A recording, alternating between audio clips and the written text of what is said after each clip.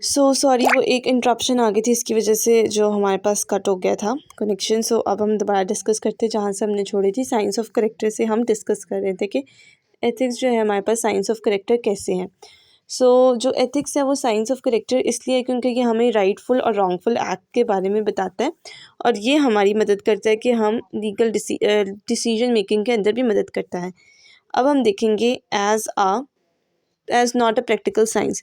अब आपने ये बात याद रखनी है एमसीक्यूज़ के लिए भी कि एथिक्स जो है वो प्रैक्टिकल साइंस नहीं है, क्योंकि प्रैक्टिकल साइंस के अंदर आप लॉजिक एंड्स होते हैं, आप स्पेसिफिक गोल ओरिएंटेड आपका बिहेवियर होता है, लेकिन एथिक्स के अंदर तो एथिक्स ऑल्सो सिर्फ जो है ना only work as a guiding light, that's it. ये इसके अंदर इंपॉर्टेंट बात है। अब हम देखने लगे ethics is not an art. Ethics art नहीं है, क्योंकि आर्ट जो है वो स्किल है, ठीक है, और विच शुड बी measured या गेट आफ्टर एन अटेम्प्ट और आफ्टर स्ट्रगल। सो एथिक्स जो है वो हमारे पास आर्ट नहीं है। और ये फिर आर्ट नहीं है तो क्या है? ये एक्शन है जो हमें बताएगा कि हमने क्या चीज़ सही है और क्या चीज़ गलत है। वही बात दोबारा रिपीट हो रही है, यहाँ पे कोई मुश्किल बात भी नहीं है। Only applicable to human beings. So it is important to note that the ethics is only applicable to human being, क्योंकि जिसके अंदर अक्ल होगी, जिस चीज़ के अंदर, वही डिस्टिंग्विश कर पाएगा कि ये चीज़ गलत और ये चीज़ रॉन्ग है। बस दैट्स इट, ये इसके अंदर था। अब वेरिएबल नेचर, एथिक्स की वेरिएबल नेचर है, ठीक है, क्योंकि ये इसकी वेरिएबल नेचर इसलिए है क्योंकि टाइम पीरियड की वजह से culture upbringing plays a major role in variable जो है वो नेचर ऑफ एथिक्स। हमारे पास टाइम पीरियड और जो कल्चर अपब्रिंगिंग है वो हमारे पास इंपॉर्टेंट रोल प्ले करती है। It was about the all about the nature of ethics and it is considered as long, ठीक है, ये लॉन्ग है, ये याद रखिएगा, ठीक है। अब हम चलते हैं अपने अगले टॉपिक की तरफ, which is scope of ethics. ये भी लॉन्ग है और ये it is class just important, not so much important, लेकिन लॉन्ग है। ये बेसिक चीज़ें, इसके अंदर भी कोई मुश्किल नहीं है। मेटा एथिक्स को आप ये देख लीजिएगा। मैं आपको इन शॉर्ट बता देती हूँ कि इसके अंदर आप क्या पढ़ने लगे हैं, बल्कि मैं इंपॉर्टेंट चीज़ों को सिर्फ हाईलाइट कर लेती हूँ। आपने जो चीज़ें पढ़नी हैं वो ये 3 चीज़ें पढ़नी हैं। फिर इसकी डेफिनेशन आप you are going to study it and you are going to study its theories, ठीक है, कि इसकी थेरीज क्या है, दैट्स इट। कि मेटा एथिक्स जो है वो is order to understand the nature of ethical properties, कि आप मेटा एथिक्स में नेचर ऑफ एथिकल प्रॉपर्टीज़ को अंडरस्टैंड करेंगे, सिंपल है, ठीक है। अब मेटा एथिक्स के अंदर जो क्वेश्चंस, किस तरह के क्वेश्चंस पूछे जाते हैं, व्हाट कॉन्स्टिट्यूट मॉरल ट्रुथ, और it talks about moral facts. And meta ethics questions are mostly abstract in nature. अब एब्स्ट्रैक्ट का मतलब होता है, एक होता है एब्स्ट्रैक्ट और एक होता है concrete. Concrete is something which can be which is tangible, और मतलब हम उसको टच कर सकते हैं।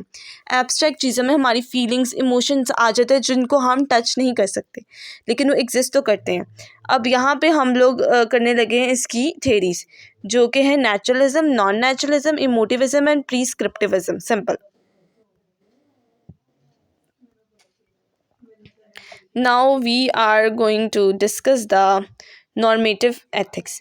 नॉर्मेटिव एथिक्स के अंदर भी मैं आपको इम्पॉर्टेंट चीज़ें बता देती हूँ। ये इसकी 2 लाइन जो है वो इम्पॉर्टेंट है, पहली, जिनको जो आपने पढ़ना लाजमी है। फिर आपने जो इसके अंदर ये इसकी जो एग्जांपल्स है, deontological and deontological and virtue ethics, this is very very important. ये आपने सारा करना है। मैं आपको एक बार बता देती हूँ कि इसके अंदर है क्या। ये एज अ जो है ना इंडिविजुअली लॉन्ग भी आ सकते हैं, लेकिन मोस्टली जो है ना ये लॉन्ग नहीं आते। Normative ethics help us in judging if a action और decision taken by us is right और रॉन्ग। इट डिफाइन स्टैंडर्ड्स और norms that is follow to make a judgement, ठीक है। ये इसके अंदर कोई रॉकेट साइंस नहीं है कि हम जजमेंट करते हैं अपने एक्शंस को, अपने बिहेवियर को, ताकि हमें पता चले कि कौन सी चीज़ सही है और कौन सी चीज़ गलत है। यहाँ पे हम we are going to discuss the classification, teleontological and deontological and virtue ethics here. Deontological, the outcome of an action of an act is used as a determinant to जज if the action is right और wrong. So हमारे पास जो act होता है, जो action होता है, आउटकम होता है, वो हम ऐसा डिटर्मिनेंट देते हैं और वो डिटर्मिनेंट के तौर पे हम फिर उसको जज करते हैं कि एक्शन राइट है या रॉन्ग है। अब डिओंटोलॉजिकल थ्योरी कहते हैं कि जो हम आउटकम लेते हैं ऑफ एन एक्ट, कि वो ये डिटर्मिनेंट होता है, जो आउटकम होता है वो डिटर्मिनेंट होता है सिंपली, और जो डिटर्मिनेंट की वजह से हम जज करते हैं कि कौन से एक्शन राइट है कौन से रॉन्ग है। सो यहाँ पे डिओंटोलॉजिकल कहता है कि ये चीज़ गलत है। बिल्कुल, हम सिर्फ वो एक्शन को मॉरली करेक्ट करते हैं जो कि एब्सोल्यूट मॉरल रूल्स को सर्वाइव कर रहे हों, सिर्फ उनको हम सही करते हैं। और वो जो something is wrong if it's violate an absolute moral rule, जो moral rule absolute moral rule को वायलेट करें तो वो एक्शन रॉन्ग कंसिडर किए जाते हैं। इसमें सिंपल यही है बस। और वो जो इससे पहले वाली थ्योरी थी उसको रिजेक्ट कर रहा है डिओंटोलॉजिकल। अब विर्च्यू के नाम से ही आपको पता चल रहा है कि it is something related to virtuous kindness. ये जो वर्चुअस एथिसिस्ट होते हैं वो ये कहते हैं कि आपने वर्चुअस होके पीपल के साथ रिएक्ट करना है, एक्ट करना है, because it is an inherent quality and do not and not because it would fetch good result or karma for him or her. So there's also not rocket science in it, and it is very simple. So अब हम जो देखने लगे हैं वो applied ethics देखने लगे हैं। ये भी इम्पॉर्टेंट है और इसके अंदर जो इम्पॉर्टेंट चीज़ें वो है ये सारी चीज़ें, ठीक है। Let me do about it. So ये की कंसेप्ट है, ये इम्पॉर्टेंट है, ठीक है। और इसकी डेफिनेशन आप ये देख लें कि ये आपको ये पता होना चाहिए कि मेटा एथिक्स जो है वो अप्लाइड एथिक्स है, वो है कॉम्बिनेशन है हमारे पास, ज़्यादा हो गया था। सो कॉम्बिनेशन किन किन चीज़ों का है? It is also a combination of जो हमने जो इससे पहले जो पढ़ा है वो क्या पढ़ा है? नॉर्मेटिव पढ़ा है और मेटा पढ़ा है।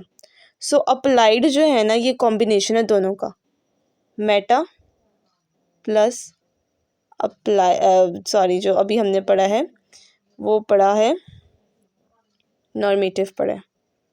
सो it is the combination of MNN, Meta ethics and normative ethics. Meta ethics से क्या लेता है, नॉर्मेटिव एथिक्स से क्या लेता है, ये हमने देखना है कौन कौन सी चीज़ें वो पिक करते हैं। चलें देखते हैं, डेफिनेशन के ज़रिए से जानने की कोशिश करते हैं।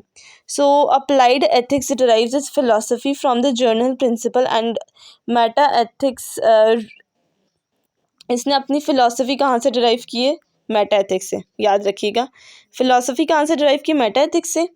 और इसने अपने रूल्स कहाँ से इस्टेब्लिश किए? नॉर्मेटिव एथिक्स से। बस यही आपने डेफिनेशन में लिख देना है, इससे ज़्यादा और कुछ भी नहीं लिखा हुआ। कि आपने जो अप्लाइड एथिक्स है इसने अपनी जो हमारे पास फ़िलॉसफी वो डिराइव की है मेटा एथिक्स से, और जो इसने अपने रूल्स डिराइव किए वो किए हैं नॉर्मेटिव एथिक्स से। That's it. सो अब की कॉन्सेप्ट है यहाँ पे आप क्लिनिकल एथिक्स की बात करेंगे कि जो हमारे पास क्लिनिक्स में है वो अप्लाइड एथिक्स कहाँ पे काम करती है। ये आपने देखना है, ये बहुत आसान है कि वो सारा रिलेटेड है कि आपने जो है ना अपनी प्रोफेशनल के साथ फेयर रहना, और ये सारा कुछ बिजनेस के अंदर कैसे काम करती है। डिसीजन एथिक्स किस तरह, डिसीजन मेकिंग एथिक्स का क्या रोल होता है।